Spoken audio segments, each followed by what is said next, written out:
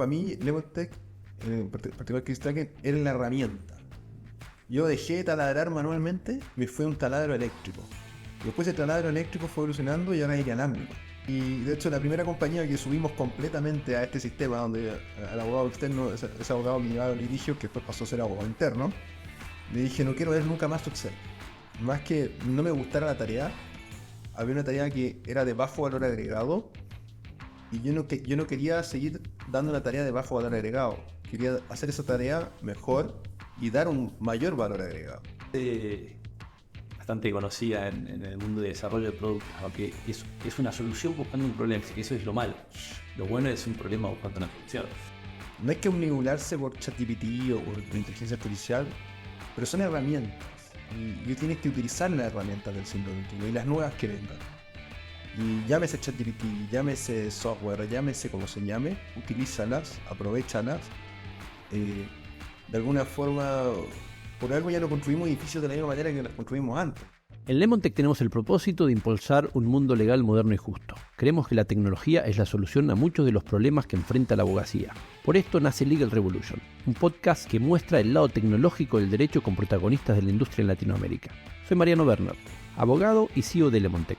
Ponte cómodo y únete a nosotros en este emocionante viaje hacia un mundo legal moderno y justo. Bienvenidos a un nuevo episodio de Legal Revolution, un podcast de LemonTech. En esta oportunidad nos acompaña Pablo Alvarado y con él vamos a hablar sobre cómo implementar tecnología en tu gerencia legal y no fallar en el intento.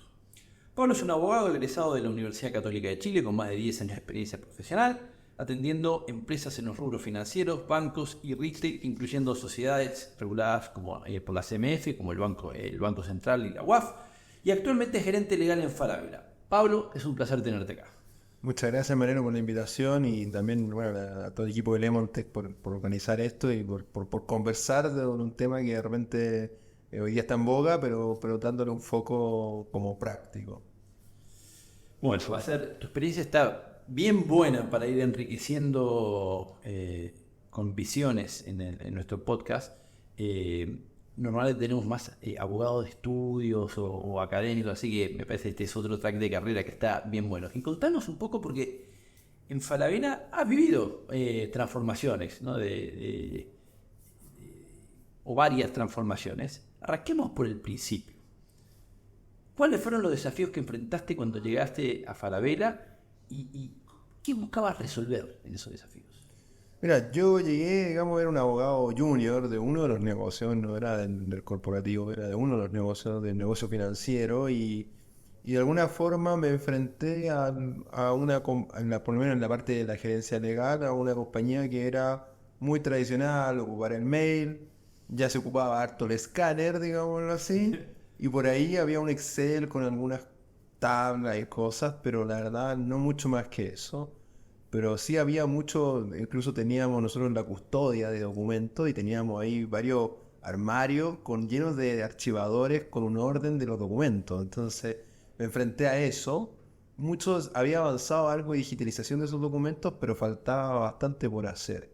Y uno de los primeros desafíos que me entregaron fue, oye, ayúdanos a no solamente que esto se digitalice, que lo hacía el asistente, sino que al mismo tiempo de que esto quede en algún registro de algo, porque es más fácil buscarlo y tener un resumen, decir, oye, tenemos un contrato con tal parte, bueno, lo buscamos en esta planilla y lo encontramos. Algo tan simple, algo que uno diría, oye, pero es como tener un listado de las cosas, pero digital, digamos.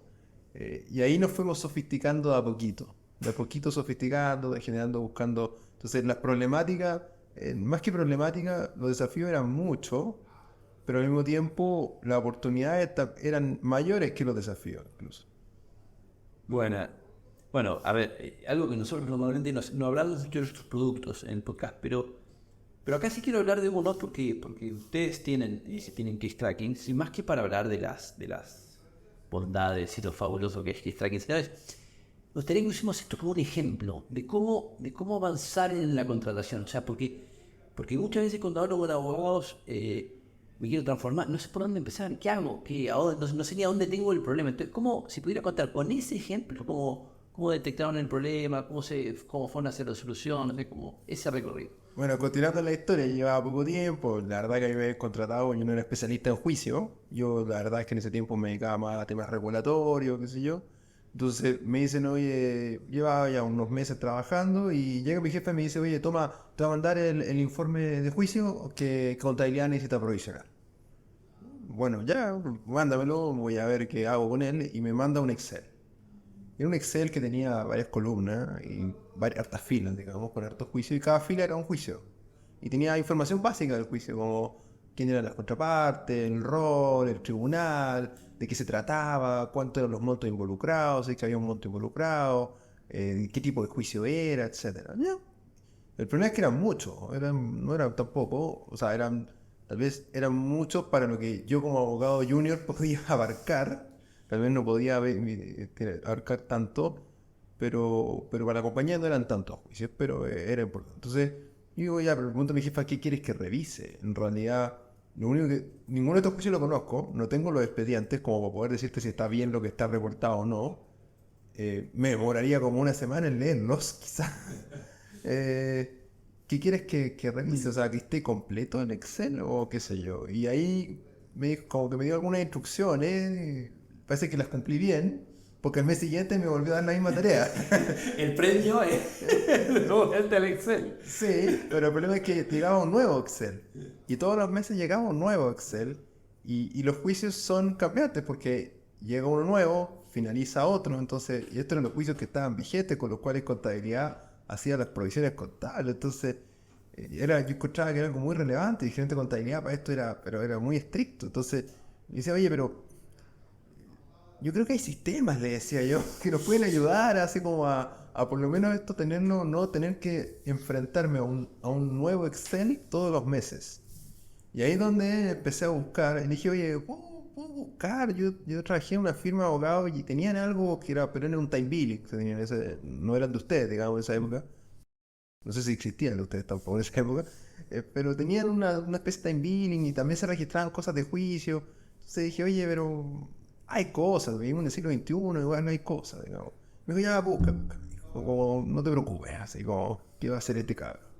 Y yo busqué ya, me puse a buscar en internet, digamos, y hallé varios software que de alguna forma satisfacían esta necesidad. Ahí llegué a Nebotech, que era una empresa que no llevaba mucho tiempo, y llegué a varios más. Y los coticé y en esa época, no sé si todavía funciona así, Lemontech, te entregaban un free trial por unos días, no me acuerdo si eran 2 semanas, una cosa así. Y lo cual era bastante atractivo porque te permitía trabajar el tema, o realmente ingresar algunos datos, sea ficticios o reales. Más encima esto era un expediente muchos públicos, porque son judiciales, entonces eh, la verdad es que me gustó, dije, oye, y esto, interesante. Y se lo mostré a mi jefa y me dijo, sí, interesante, pero ¿sabéis que esto lo lleva un estudio externo? Habría que verlo con el estudio externo, porque el estudio externo es el que en realidad ve esto. Anda a conversar con el estudio externo, que el estudio externo era una especie de fiscalía interna, pero externalizada de la época. Y fue a hablarlo con el estudio externo, que además conocía al abogado que llevaba los juicios, pues ya llevaba un par de meses trabajando con él. Y le gustó, le encantó. Me dijo, no, esto es lo que necesito, sabes que me solucionáis un problema gigante, porque este mismo planilla de juicio yo la tengo que hacer otra para retail, tengo que hacer otra para todos, tengo que hacer otra para no sé cuántos otros clientes. O sea, que esto es la solución para mí, me dijo. Y me preguntó cuánto cuesta. Le dije, no, si no es muy caro, o sea, tampoco. Me dijo, no, contratémoslo, veámoslo. Bueno, cuento corto, nos demoramos un poco en contratarlo, en implementarlo, pero así llegamos. Y de hecho, la primera compañía que subimos completamente a este sistema, donde al abogado externo, ese abogado que llevaba los litigios, que después pasó a ser abogado interno, le dije, no quiero ver nunca más tu Excel. Es literalmente, le dije, no quiero verlo nunca más. Yo voy a sacar el reporte de juicios desde el sistema y tú preocúpate de trabajar a través del sistema. Y lo que no está en el sistema no existe. Eh, y de alguna forma lo logramos. Y el modelo fue exitoso. Este modelo después fue expandiéndose con otros clientes que tenían y empezó a funcionar, empezó a andar, empezamos a ver las virtudes del tema, incluso con cosas que en ese tiempo el sistema que ofrecían ustedes, tal vez a nosotros nosotros le planteamos un caso de uso que usted no era su foco, porque el foco de usted eran las causas civiles en esa época. Y nosotros teníamos, la gran mayoría de la cartera en esa época estaba en causa de policía local, que no tiene el sistema básicamente. Pero requeríamos de alguna forma la necesidad de poder ayudarnos en la gestión de esto. Y al mismo tiempo esta gestión que era muy descentralizada, porque después había oficinas agua abajo que tramitaban estos juicios en cada lugar, en cada policía local de cada región. Entonces imagínate, había juicios realmente de Arica a Punta Arenas. Rapa Nui creo que nunca nos ha tocado uno. Habían harto ofrecidos que se decían, oye, si llega uno de Rapa Nui yo voy, qué sé yo. Pero realmente había juicios de Arica a Punta Arenas y había que atenderlo. Y de alguna forma nos permitió no solamente controlar, sino que tener la información mucho más al día. Después, cuando uno va generando esta información, uno se va poniendo más exquisito, se va poniendo más sofisticado. Porque al principio yo quería saber cuántos juicios tengo, qué tipo de materias son. Y después digo, oye, pero ¿cuánto cuestan los juicios? Oye, ¿y cómo nos va? Quiero ver, ahora ya que tengo un poquito de historia, quiero ver los resultados. Y miramos los resultados por oficina, empecemos a comparar. Y uno se puede poner sofisticado, empieza a hacerle doble clic a cada dato que va obteniendo. Y al hacerle doble clic, va encontrando nuevas oportunidades de cómo medir. Ya después, ya no, al principio uno mide los dashboards, digamos, uno va hablando de dashboard numérico, diciendo tanto, además saca un porcentaje. Pero después uno se va y dice, oye, ¿sabes qué? Uno tiene que formar ratios. Básicamente tener un numerador con un denominador. O sea, hagamos un ratio de juicio. Digámoslo, no sé, tengo cuántos juicios de trabajadores tengo versus la cantidad de trabajadores, por ejemplo. Podría ser un ratio interesante de mirar y ver cómo se evoluciona. O cuántos juicios tengo según la cartera de clientes que tengo. Si tú decís, oye, tengo, no sé, 1 millón de clientes y tengo 100 juicios, bueno, mi ratio de juicio de litigiosidad es muy bajito, digamos. Y si, tal vez el problema no está ahí. Y empezáis también a darle input a otras áreas del negocio. Empezamos a darle input, oye, ¿sabéis qué? Vemos que en el último tiempo han aumentado los juicios en esta materia. ¿Qué está pasando? Y a veces tú llegabas y tocabas en la puerta a esa área de negocio y te decían, no, mira, ¿sabéis qué? Es un tema que ya lo abordamos y estamos abordándolo así. Perfecto, porque los juicios siempre llegan tarde. Siempre hay juicios cuando, yo siempre digo, chicos, los juicios cuando los platos están rotos, y alguien tiene que pagar la cuenta de los platos rotos. Entonces, y uno intenta llegar, ojalá que no se rompan esos platos. Que de alguna manera, o antes que estén rotos completamente, podamos llegar a una solución. Los negocios Falabella siempre lo han intentado, y a veces la gente critica, pero yo lo veo de adentro, siempre se ha intentado de que solucionar el problema del cliente, ponernos en los zapatos del cliente. Hay momentos de repente que no lo hemos logrado tan satisfactoriamente de cara a los clientes, pero el foco siempre ha estado ahí. Nunca ha sido, la verdad es que la gente cree a veces como no, una gran empresa, no me quieren. No, la verdad es que el foco siempre está centrado en el cliente. Y nosotros también como equipo legal hoy en día, nuestro foco también es el cliente y cómo mejoramos la experiencia del cliente. Y en todos nuestros procesos se elaboran de esa manera. A veces, no, claro, los equipos que son más de back office, a veces tienen su cliente interno, básicamente. Pero de alguna forma es la misma premisa. Entonces, ese es como un poco el journey, como muy, muy resumido de cómo llegué a Lemontech. Para mí, Lemontech, en particular Chris-Tracker, era la herramienta. Yo dejé de taladrar manualmente, me fui a un taladro eléctrico. Y después ese taladro eléctrico fue evolucionando y ahora es inalámbrico. Qué buena. Mira, y me iba notando varias cosas mientras te escuchaba, ¿no? Y un poco para... pueden estar escuchando. Veo que partiste como... Estaba incómodo con una tarea que tenía que hacer y que le percibía no mucho valor. O sea, que era importante, pero es importante, es una noción de los juicios que tengo, pero el revisar el Excel no mucho valor y la invitación era que esté una semana entera leyendo para poder completar. Entonces, algo como muy manual, muy repetitivo y que no te gustaba. Y no te quedaste ahí porque mucha gente igual puede enfrentar eso, pero como que te diste vuelta y le buscaste una solución. Esto no puede ser que no debo ser el único con este problema, ¿no? Como que tiene que haber más gente y le empezaste a buscar una solución y después finalmente la encontraste. Y un par de cosas. Una, como muy bien recibido por otros también. Como decía, lo que decía, fuiste a hablar con el abogado externo, interno, esta figura rara. y que te dice, esto era justo lo que necesitaba. Porque quizás una veces piensa también que este problema o solo lo tengo yo o ni me doy cuenta que es un problema porque estoy medio en piloto automático, pero me doy cuenta que es un problema, estoy incómodo, lo soluciono y le estoy solucionando la vida a otros más. Y después terminás como con otra cosa más que decir, no, esto de tener la información al día, que no solo te permite haber solucionado el problema original, que era no tener que revisar el Excel, etcétera, sino que te da un piso para seguir mejorando, y con buena realidad, ¿no? Con más data, más transparencia, más gestión sobre lo que tengo. Ahora que ya no tengo que gestionar tanto el conseguir el dato, puedo gestionar lo que me está diciendo ese dato y también como buena fiscalía, con más valor agregado a tus otros clientes internos. Ya no te paso solo el Excel, te paso una opinión de lo que está saliendo, así que está buenísimo. Dijiste algo también interesante de cómo partieron con esto y que le dijiste no quiero ver más el Excel a la persona. Entonces, muchas veces estos procesos tienen una resistencia al cambio. ¿Cómo ha sido tu experiencia venciendo esas resistencias al cambio de una solución que es evidentemente buena, tiene todos los beneficios que veníamos diciendo recién, pero cuando te enfrentás con esa gente o esas áreas que tienen esa resistencia al cambio, ¿cómo ha sido tu experiencia? ¿Qué haces si tuvieras como algún tip para compartir a gente que enfrente algún problema similar? Diría que hay varias cosas. La primera, algo que dijiste que es clave. Más que no me gustara la tarea, había una tarea que era de bajo valor agregado y yo no quería seguir dando una tarea de bajo valor agregado. Quería hacer esa tarea mejor y dar un mayor valor agregado. Porque revisar el Excel lo hacía, parece que lo hacía bien, porque me lo volvían a dar, y el gerente de contabilidad me parece que no observaba mucho, antes observaba más cosas, parece, o planteaba más dudas, y empezó a como agradecer que estaba bien hecho la pega, pero de alguna forma yo decía, oye, aquí se puede hacer mucho más.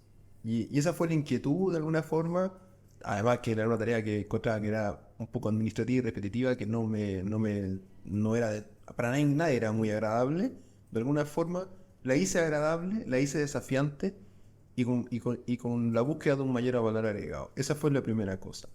La segunda, ¿cómo convencer al resto? Bueno, hay que convencer y hay que ir a conversar con cada uno. Yo soy fiel creyente de alguna forma de que es necesario convencer, mostrar las virtudes.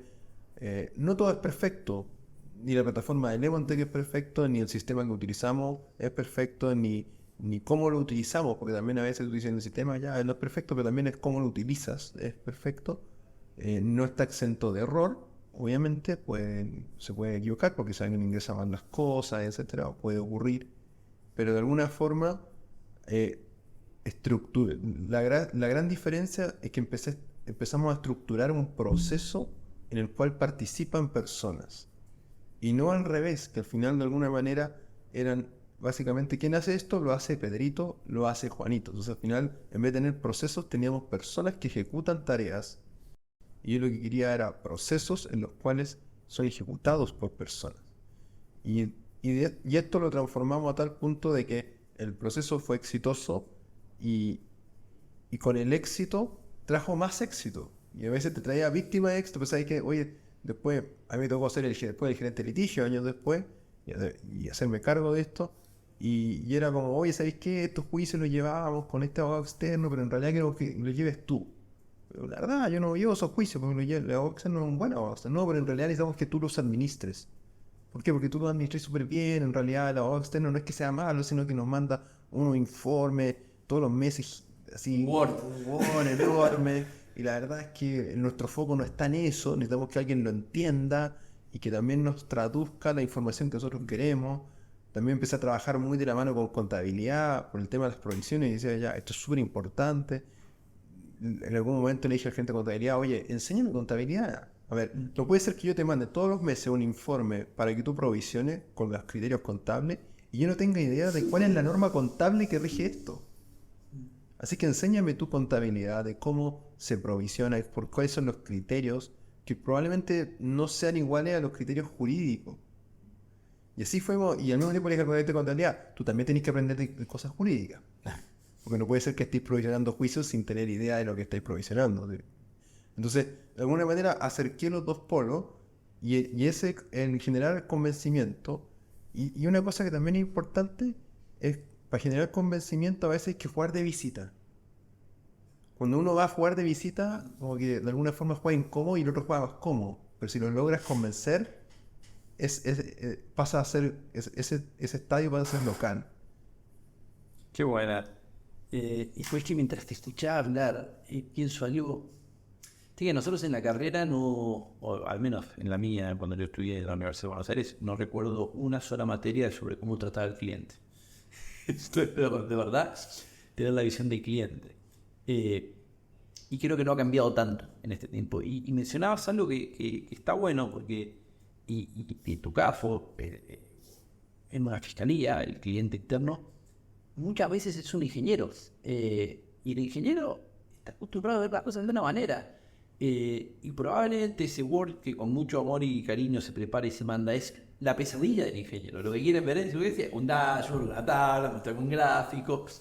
Y qué importante ponerse como en ese chip que a fin de cuentas te hace también al convencimiento, al valor agregado, porque estás sacando más valor, y al convencer para poder como hablarles el mismo idioma y ir como llevándolo hacia donde crees que vayas. Nada, como súper interesante, y eso es jugar de visita de todas maneras.